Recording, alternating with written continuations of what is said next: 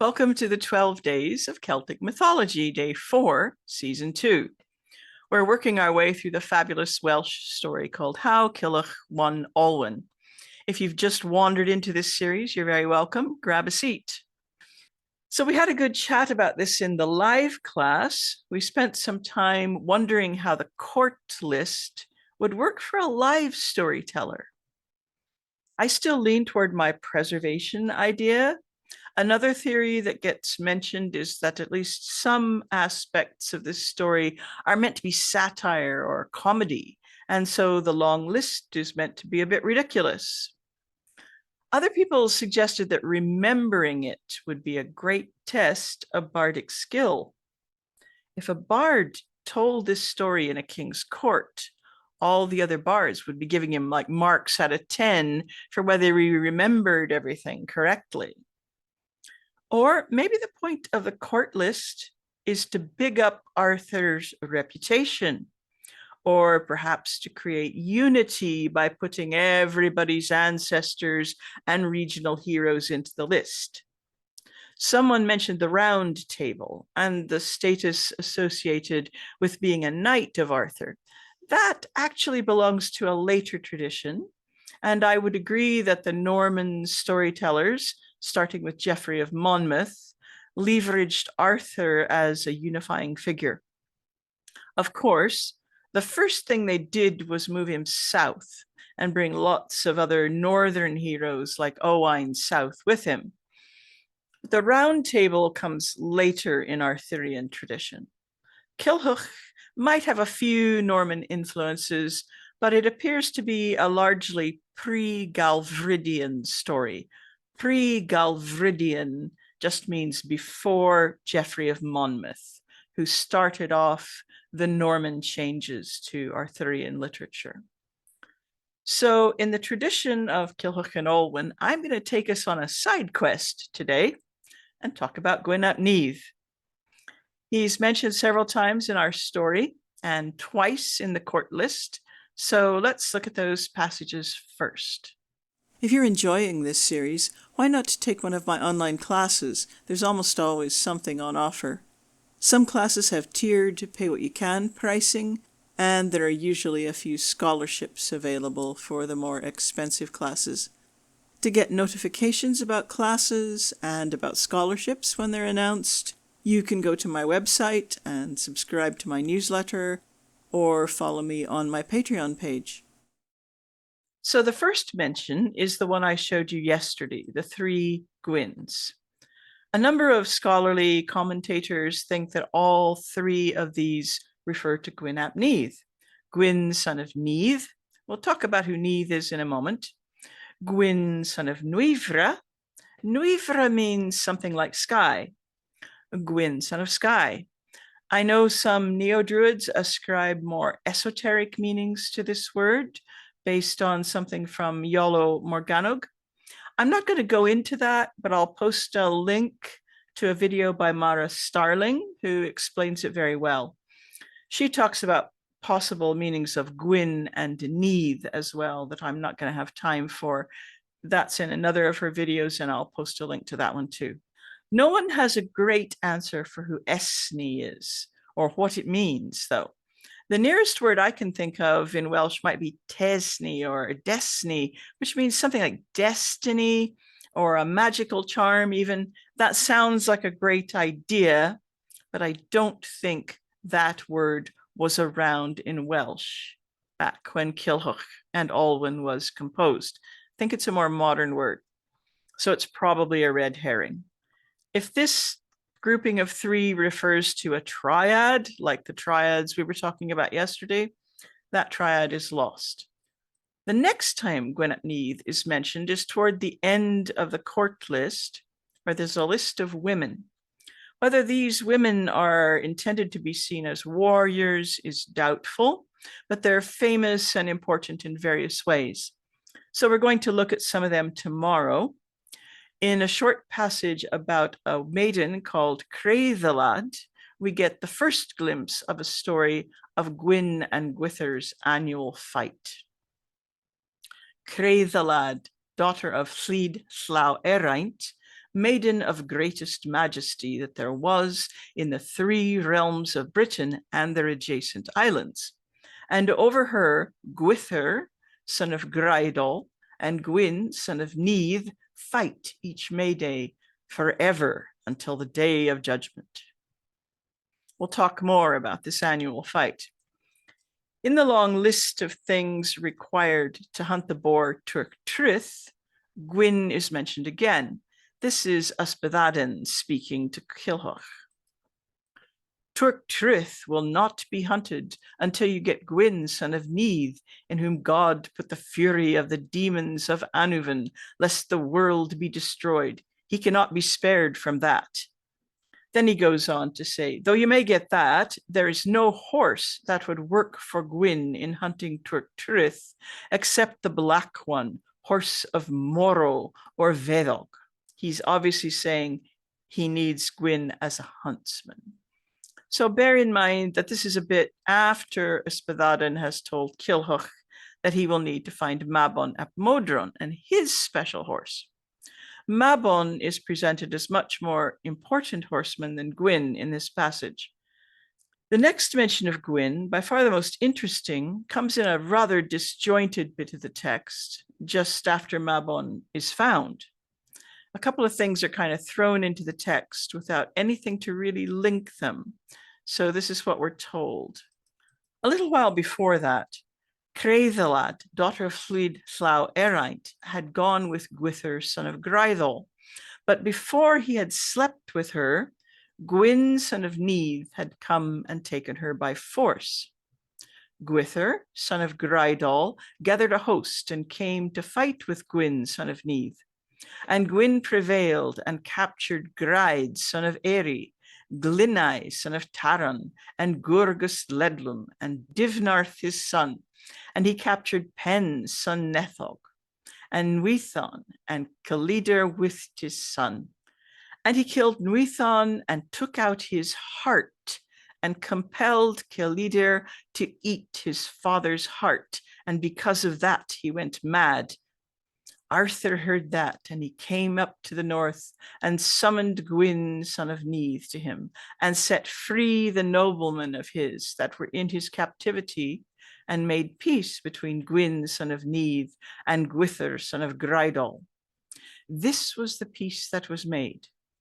Leaving the maiden, this is Creidhelad, at her father's house untouched by either side, and every May Day until the day of judgment from that day hence, a fight between Gwyn and Gwythyr.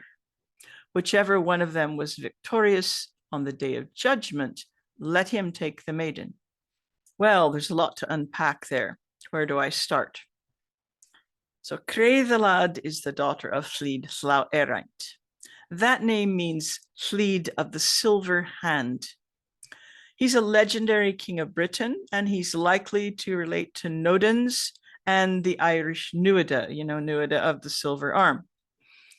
I've got a video about that if you need more information, as there's a really good story about Llyd, who is also sometimes known as Llydd with 2 Ds at the end. Because of the sound change from Nudd to Llyd, it's unlikely that by medieval times anyone was making a connection between Llyd and Nudd. They'd become completely different characters in people's minds. So it's not as simple as saying Gwyn ap Nudd is the son of Llyd. Maybe that's somewhere way in the background, but it's not in the mind of the medieval audience or writers. So Creidhelad has eloped or been abducted by Gwythyr, but then Gwyn ap Nudd steals her from Gwythyr. So we've got these two both seeming to want her. Gwythyr gathers up an army to fight Gwyn. Gwyn beats him and takes a bunch of prisoners from his army. Among the prisoners are Nuithon and his son Kalidir. Gwyn kills Nuithon, cuts out his heart, and makes Kalidir eat it. What a great Christmas story. So this causes Kalidir to go mad and live in the woods as a wild man, hence the name Kalidir Llyst. So this all apparently happens somewhere in the notional north, because we're told that Arthur came north to sort things out. So he made Gwyn free the remaining prisoners and told Gwyn and Gwythyr to shake hands and be friends, except that they had to fight a battle every May Day.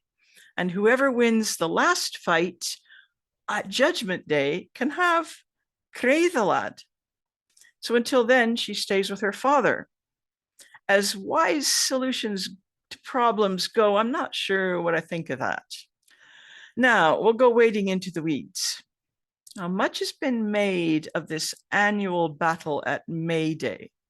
So guys like Robert Graves thought it was symbolic of the battle between winter and summer, and they may well have been right. If you know the first branch of the Mabinogi, you'll know that there's an annual battle in that one, which is fought between Arawn, the head of Annwfn, the Welsh otherworld, and another otherworldly king called Havgan. Now, the name Havgan refers to summer, so that could also imply a summer-winter battle, although it's in neither case is the summer-winter thing stated outright. Neither of these texts say this is anything to do with a seasonal battle. It's just annual. So there are a few parallels between Arawn and Gwyn ap Nudd. It's important to say that we don't have a lot of early texts about either of them, especially Arawn, which perhaps makes it tempting for people to want to conflate them and say it's just two names for the same figure. For some reason, I'm not comfortable with that, combining the two, but to each their own. So there's another text about Gwyn ap Nudd in the Black Book of Carmarthen. So this is a dialogue between Gwyn and a character called Gwyddno Garan here. Gwyddno was a legendary king who was dispossessed when his kingdom flooded. So he's kind of a forlorn character to begin with. He seems to be riding at night when he meets Gwyn, and they begin a polite exchange. Gwyddno says, "Fierce bull of battle, awesome leader of many, slow to anger, of trust unfailing, who will protect me?" So he's speaking very respectfully to Gwyn. And Gwyn replies, "From the man who leads the conquest, invincible lord, strong in anger, speaking of himself, you who ask shall have protection. Since you give me such protection, I will ask you, Lord of hosts, where is the land from which you come?" Now, he's not referring to him as Lord of hosts, like people say that about God or Jesus, don't they now? He's implying that he is the leader of an army. "I come from battle, many deaths with shields held aloft, many heads pierced by spears. I greet you, great warrior, your shield ready. Tell me, great one, of your descent." They exchange a bit more information about themselves. Then the poem turns more to Gwyn doing the talking. "I have a carved ring, a white horse gold adorned, and to my sorrow I saw battle at Caerfandwi. At Caerfandwi I saw a host, shields shattered, spears broken, violence inflicted by the honored and fair." Now, Caerfandwi is one of the many forts in the otherworld, which are described in a poem called The Spoils of Annwfn. In this poem, Arthur takes his warriors on a disastrous raid in the otherworld. Perhaps this is the battle he's referring to. And a bit further on, the poem continues. "My hound is sleek, the best of hounds. Dormach is he, who was with Maelgwn," probably Maelgwn Gwynedd. And then Gwyddno replies, "Dormach Rednose, why stare you so? Because I cannot comprehend your wanderings in the firmament." So that kind of implies that Gwyn and his dog have been up in the sky. He replies, "I was there when Gwenddolai was slain, Caidio's son, a pillar of poetry, when ravens croaked on Gore." Now, this refers to the Battle of Arfderydd, a famous battle in the 5th century in which Gwenddolai was a king who was one of the antagonists.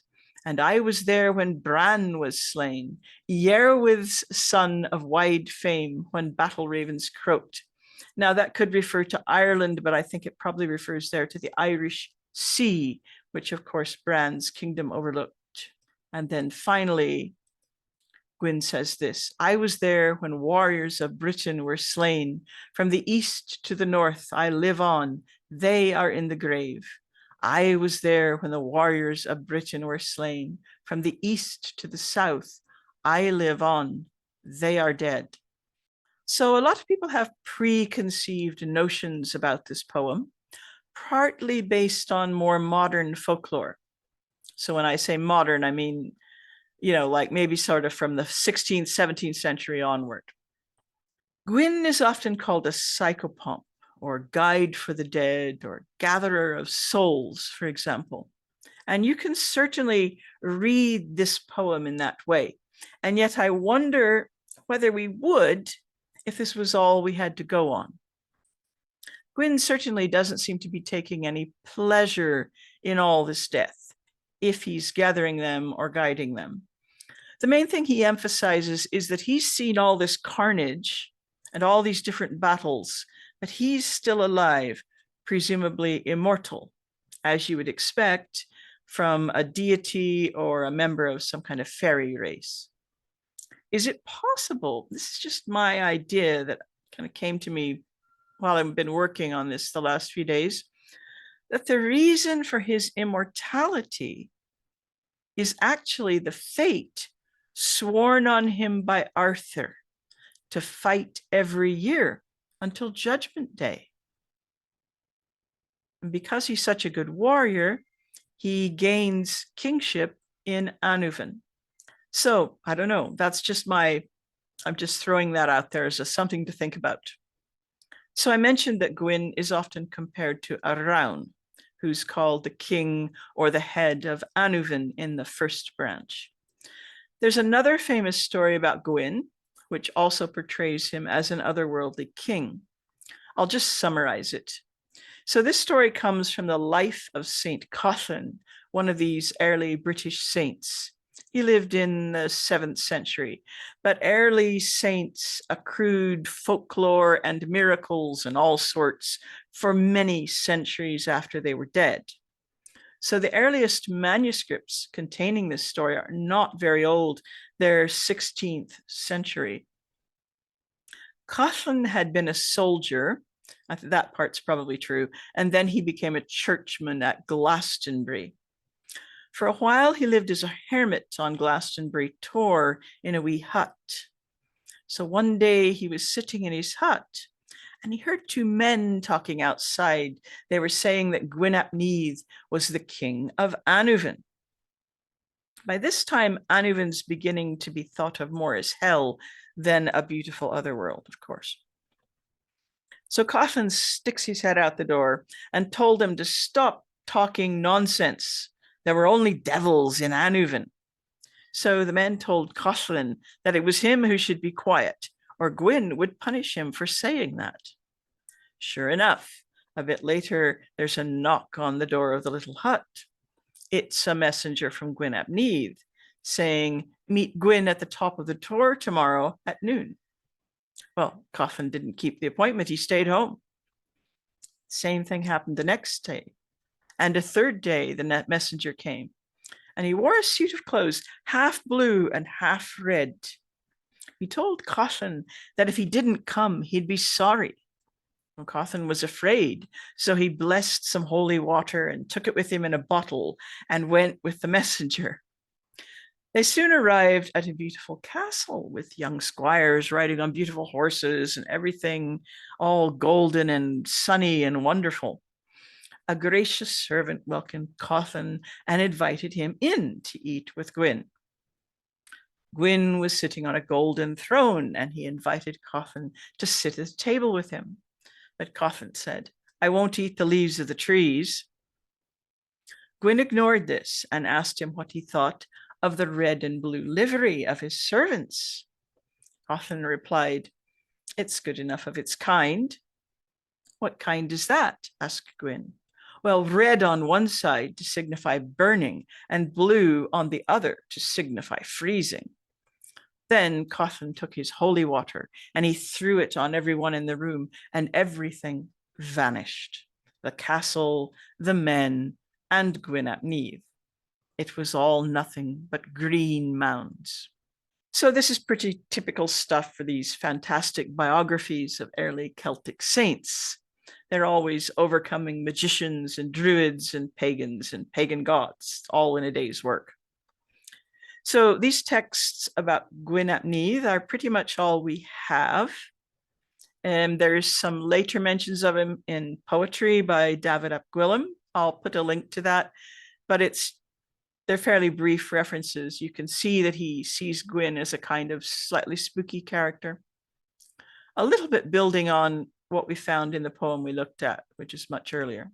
And then in Cilwch and Olwen, he's both a huntsman, needed to hunt the Turk Truth, and a guy who's made somebody eat their father's heart. Good grief. And also, he's fated to do an annual battle for pretty much eternity. In the poem we looked at, he mentions a battle in the other world, Caer Vanddwy, and seems to visit a lot of battles where he outlives everyone. Then we find him as the king of Annwfn on Glastonbury Tor. So this kind of brings us for full circle back to Arawn, also portrayed as a king of Annwfn. And he's not portrayed as a spooky character at all. He's kind, and his kingdom is beautiful and a very happy place, seemingly. I think it's this, plus the fact that Arawn and Gwyn are associated with hunting, which causes people to want to combine them. And I'm not entirely convinced that we should. My reason is mainly that there are a lot of figures in Welsh lore who seem to be otherworldly kings. You know, there's Arawn, there's his nemesis, Havgan, who's also described as a king.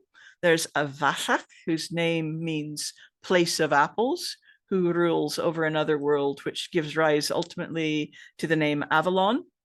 There's Rhiannon's father, Havaithen, who has an apple orchard too. Apples are frequently associated with the other world in all kinds of Celtic lore. And then, of course, Irish lore is similar. There are a few contenders for Lord of the Otherworld there too. So if we think about early Celtic society, it was all about small kingdoms or tribes, each with its own ruler. So I think it's natural that the other world would be a reflection of that, a world containing many kingdoms with different rulers who might even go to war against each other. So here's today's question. It's very open-ended, really. How do you reconcile the figure of Gwyn into a cohesive whole based on these different descriptions of him?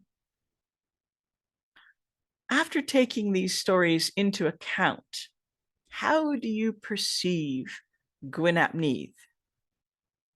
So I'm looking forward to your thoughts. I'll see you tomorrow.